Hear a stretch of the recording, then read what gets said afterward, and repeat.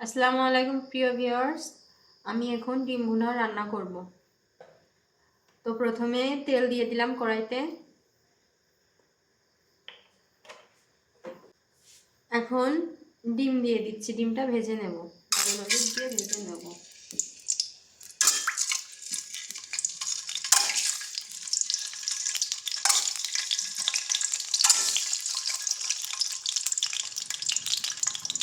দিয়ে দিচ্ছি সামান্য লবণ আর সামান্য হলুদ।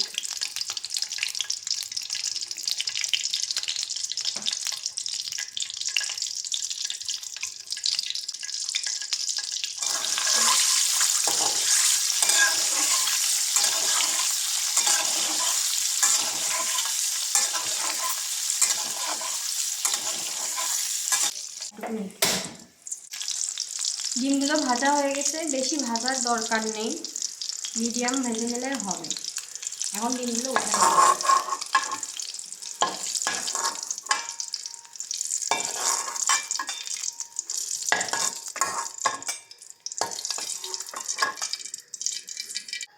ডিম ভাজা তেলের ভিতরে আর সামান্য তেল দিয়ে মশলা কষিয়ে নেব। এখন দিয়ে দিচ্ছি শুকনো মরিচ বাটা। এখন দিয়ে দিচ্ছি হাফ চামচ রসুন বাটা। ডিমে রসুন বেশি দিলে গন্ধ বেরোবে। দিয়ে দিচ্ছি পেঁয়াজ বাটা আর জিরা বাটা। এখন এইগুলো খুব সুন্দরভাবে নাড়াচাড়া করতে হবে।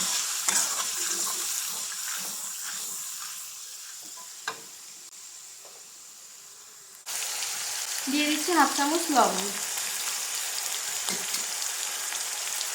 হাফ চামচ হলুদ।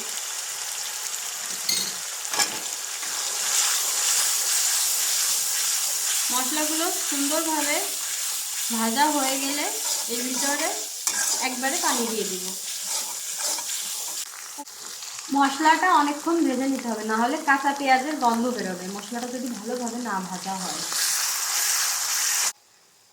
মশলাটা ভাজা হয়ে গেছে, এখন এর ভিতরে একবারেই পানি দিব। আলাদা করে কষানোর জন্য কোনো পানি দিব না, একবারে পানিটা দিয়ে দেব, কারণ এটা ভুনা করা হচ্ছে।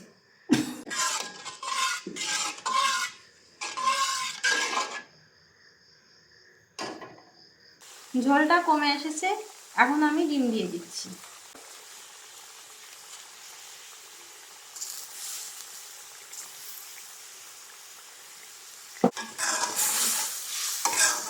এরকম একটু নাড়াচাড়া করে দেবেন।